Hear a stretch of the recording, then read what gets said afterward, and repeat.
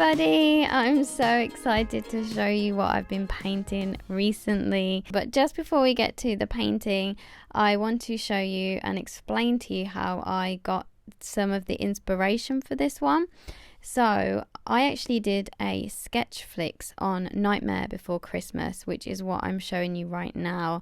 And some of the things that I drew, I took as inspiration for this picture. So the face that I just pointed at there, and the presents, and I also really more presents and I also really like these little party hats, this lollipop, and the toys, and I also really like that snake up there too.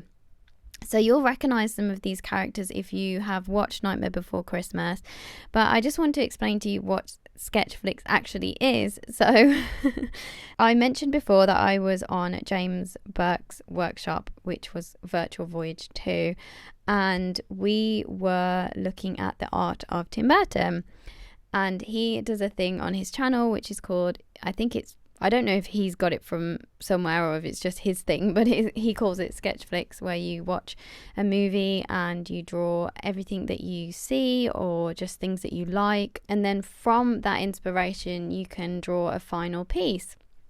So as I really like the snake and the parcels and things like that, I wanted to include them. So I started to draw this out, and then I thought, wow, it looks like a birthday party.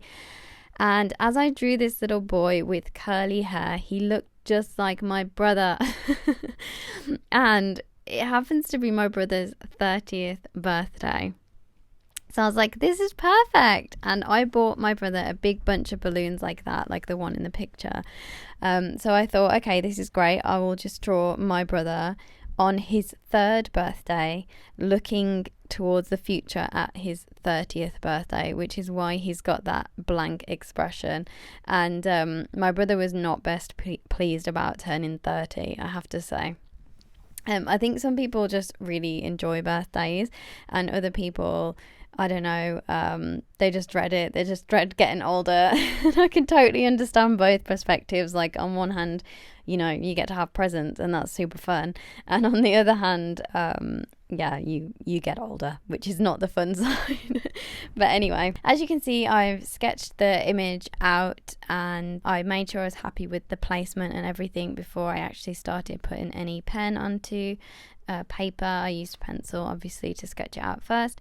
And then on my left there, I have my Kuretake watercolor palette. It's not really a watercolor, it's much thicker and like a different consistency, but it activates with water, so I can compare it most similar to watercolor, but it's definitely more opaque. But I actually love using it, and as you can see, there's lots of colors in there too.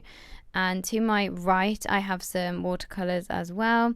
So I'm kind of just going between the two, but I'm mainly using the palette on the left, the big palette that you can see. Yeah, so what I like to do with pictures like this, I like to make sure the color is spread evenly throughout the picture. So as you can see, I've done a bit of red and a bit of orange, and I'm just trying to spread it evenly. So a bit of blue there in the top left corner, and then a bit on the hat, and I'll do a bit over here on the right, and a little bit at the bottom. So I like to sort of spread the colours evenly throughout the picture, and I don't really know why or how I do that, or if anyone else does that, or if you just paint from one side to the other side, or if you do it in layers. But I like to paint in layers. So this for me is the bottom layer, and on top of this I'll put shading and highlights and all the rest, but this is just the bottom layer, and I don't think it ever looks nice at this stage. My mum says that this is the ugly teenager stage of a painting, when you kind of look at it and you're like, oh, I don't know if I actually like it. And that's what happened here. Like, I loved the sketch, but when I start to paint it, I think, oh gosh, have I ruined it? And I feel like I think that all the time. Like, every time I'm like, oh, have I ruined it? Have I ruined it? But I always end up liking it in the end after I've put some of the dimensions in there. So the hat, I absolutely hated, and you'll see in a minute that I will change the hat eventually. I don't know why I did it like that with the 3 or 4 different colours, because the hat that I liked from the movie, it was orange and black, and that was it. It was orange and black. I didn't need to put all those colours on it. So and that was one of the things that I liked about it. It was like a Halloween hat, and I'm always aware that it's not going to look like this at the end. Do you know what I mean? Like, I know it's not going to look like this. So I never panic too much, but there is a tiny bit of panic in me that's kind of like, oh no, am I going to be able to fix it? I'm never 100% sure. So the colour, I wish I had the colour sheet with me actually. I don't have it. It's in the other room, and I don't want to have to go and get it. But the 2 colours that I'm using, this really nice blue and green, I have wanted to use them for so long, and I thought this was perfect because it's like pajamas, and they're like perfect pajama colours. I just think they look really cute, like the pastel blue and that really nice green. So I did one side stripy and one side spotty, and obviously Tim Burton movies tend to have a lot of stripes and spots and lots of different patterns in there, so I wanted to include that in the picture so you could kind of tell that it was inspired by Tim Burton. Anyway, this is where I mess up the hat. So I just want to make a point of this because look at it, it's such a mess, and I know that a lot of people get overwhelmed with art, and I do too, but I would look at that and think, oh well, I've ruined it. But I know from just experience of ruining things or feeling like I've ruined them, I know that I can fix it. So I sort of left the hat for a while. I was like, forget the hat. I'm not going to worry about it. It doesn't look right, but I'm not going to worry about it. And then I painted a few other things, and then I went back to the hat. Now, luckily for me, I had Posca paints in almost exactly the same colour as the pyjamas. Now, how lucky is that? I did not intend on doing this or making a mess or anything. But luckily, the Posca paints, they're very opaque, so they'll go over those paints. And usually they're a bit brighter than that, so they do look a bit dull because of the colour underneath. But I still think that it worked, and I was like so thankful that it actually worked. So now I'm just going in and adding some other colours like highlights with the Posca pens, because I guess I just started using them and I was like, oh yeah, that looks good and that works. So, but you really have to be careful when using Posca pens, and the reason is sometimes they eat up the paper, and the only way I can describe it is that you're sort of drawing and then suddenly like a ball of paper will just come off and then be on the edge on the end of the Posca pen. So don't overwork an area and you'll be fine with Posca pens, and just make sure you use a paper that can sort of withhold them, because you can draw on anything with Posca pens. Like you can draw on like plastics and metals and things like that, so they're pretty thick, and you got to be careful what you're using them on. So anyway, so recently I've sort of learnt something that I've really valued and hadn't really realised before, but it is the composition of a page and how to really fill a page and sort of make it look even and symmetrical without like drawing exactly the same thing on either side of the page. So obviously the focus of this image is the little boy. It's his birthday, so his eyes are looking directly at you, which some people would find a bit creepy. I think it's creepy, but I also think it's really cute, and that's why I did it, because I just love that creepy cute sort of look. But then all around him, he's surrounded by his presents and this snake, and the snake curls all the way around, and then it sort of curls right in front of him. So it's still focused on him, and he has the presents to his right and the presents to his left and his balloons. And then on the right side of the page at the top right is something I would never usually do, but I put a big confetti cannon to fill that corner. So I think usually I would have left that blank. And also, if you were doing some journaling down the side there, I also think that would have worked. You could have left it blank and written in the side there.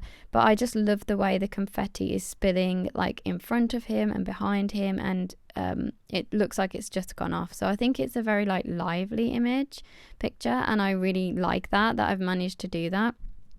I still think it needs loads of work, and I'm still not perfect with my highlights and shadows and things like that. Like, but I've definitely improved, and I'm really happy about that. So yeah, but also I wanted to point out the little bear on the right there. I don't know if you noticed, but I painted him like 3 different colours already, and now he's white because I was unhappy with it. So I went over him again in a Posca pen. And yeah, I do that all the time. I do it all the time. If I don't like something, I'll just try and erase it. Even if it's in pen, I'll try and erase it with a white pen or a Posca pen, or I'll just go over it with something else. So don't worry too much if you do that, because I do it all the time. So yeah. And also, if you think you've ruined something, like, just keep going. Because if you think you've ruined it and you don't like it anyway, you might as well try and fix it. You know what I mean? That's what I think anyway. And there's definitely things about this picture that don't sit right. But I'm okay with it. I like it. And I definitely think that I'm starting to develop my own style, or maybe it's something that's always been there and I'm able to bring it out naturally, just the more sort of confident I get with it, I guess. And that was the whole point of doing this YouTube channel. It was sort of for me to experiment and to learn and to grow as an artist and sort of find my own style. And I definitely feel like that. And I'm just really, really thrilled with how this came out. I also think that because I was drawing my brother and it was like his birthday, I think that there was like an element of that I wanted it to be perfect for him.